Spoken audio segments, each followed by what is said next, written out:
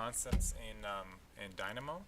Now I want to show you guys when you have a list of stuff created, how to deal with them and how to access them. So first of all, when you have data in your thing and you connect them to a watch node, it will show you all the information that is set in that point as a list. So you can see here, these are all the points that this node is generating for me. As soon as I go click on one of them, it is showing me where that thing is. If you see back here, it is showing it with a number. I show one of the first ones here, and then I'll go back and zoom in on it so you can see really what this is doing. So it's kind of showing me where each of these points are in the place. And if I select a node, all the things that is generated by that node in the environment turns into blue. So that's how you know what is each of these things doing in the environment. So selecting them here or selecting them through a list. And then there are ways to deal with that tree and access each of those. So let's say I just want to get a few of these points and work with them. There's a function called get item add an index when you can connect your list to, and then based on the index number you give to it, so I'll do a slider integer, I'll connect that to this, and you can see now this is number 1, and as I go forward, if I select this, there, that is my number 52.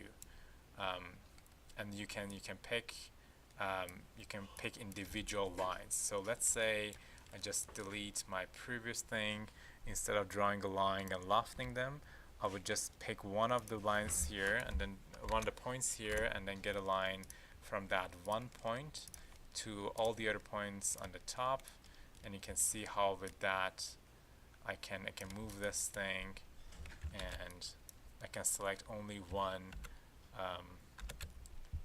item from that list. It doesn't need to be only one item from the list, it could be more than that. So if you maybe even if I bring back a sequence, so I do a sequence, and I would say, okay, I'm starting, okay, I'll do a number here, start from 0, amount is 10, step is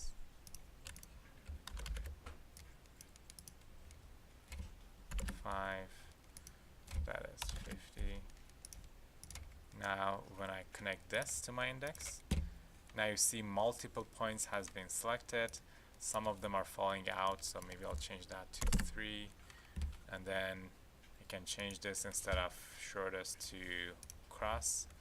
It's thinking a bit hardly, but it is picking. I'll go to watch to see what I'm really doing here, so I'll go there and see that my sequence is creating a list going from 0, 3 all the way to 147, maybe less, maybe I'll just pick 10, and then they're all connected to all the points from the top through the cross product connection. Okay, you guys good? Questions? Right. So a better example to show that is if when I delete everything here. Now I'll start to make a very simple grid. So let's say I've got a point by coordinates, and I want to make a grid. So my Z is 0. I don't really worry about that because the default is 0 too, but just to have control over it, I'll do that. Then I make a sequence of numbers that starts from 0, got 10 steps, and the step sizes are 10 again, let's say. So that's my sequence. I'll give that to my X, and I give that to my Y, and I make this delay sync to the cross product. Maybe 10 is a big size for that, so I'll do this. Now I'm dealing with only a grid.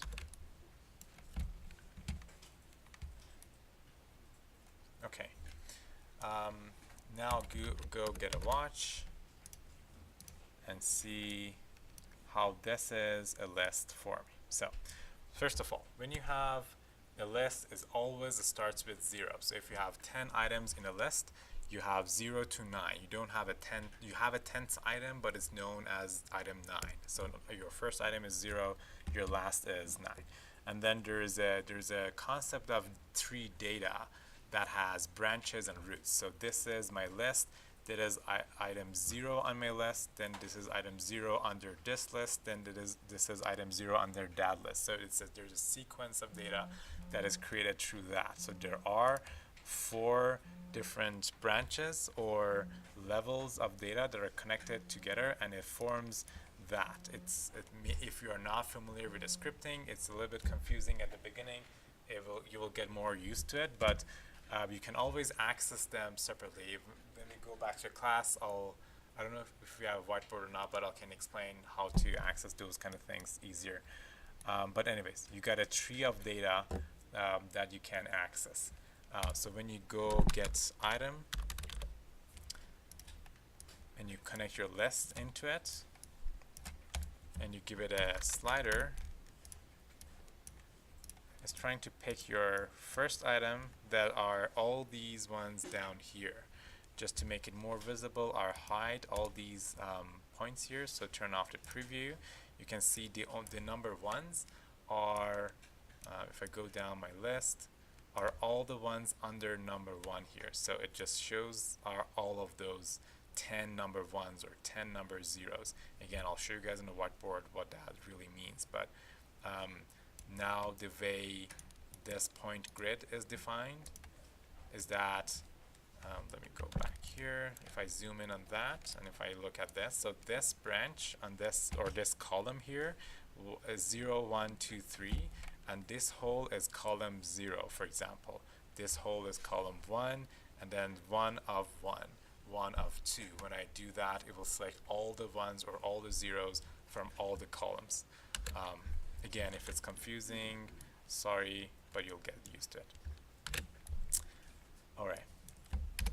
There's a way to get rid of all those branches and all those tree data and make everything a one continuous list, and it's called flatten.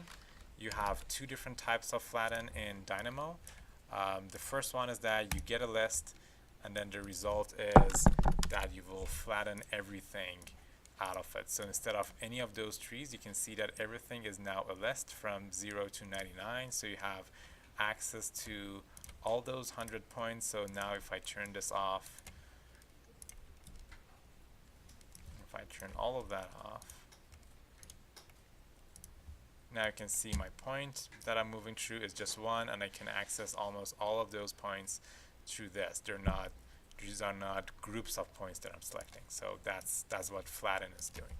If I do flatten list, then I can decide how much I want to do flatten, how many branches I want to go back. Do I want to go all the way to roots, or just cutting off a few branches? Again, we'll talk about these more in the future. Okay, so let's do this. Let's say I have my coordinates here. I've got my point by coordinates, which is my grid. Then I have flattened the list. Then I want to put a circle based on a point. Sorry, I want to put a circle by center point and radius.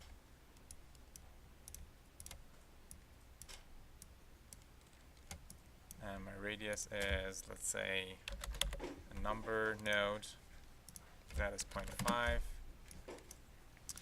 I'll give it to that. Now you can see I've drawn a circle, radius 0.5 on that one point that I've selected. If it was the point connected there, then the index of 9 would be a whole line of points here, there.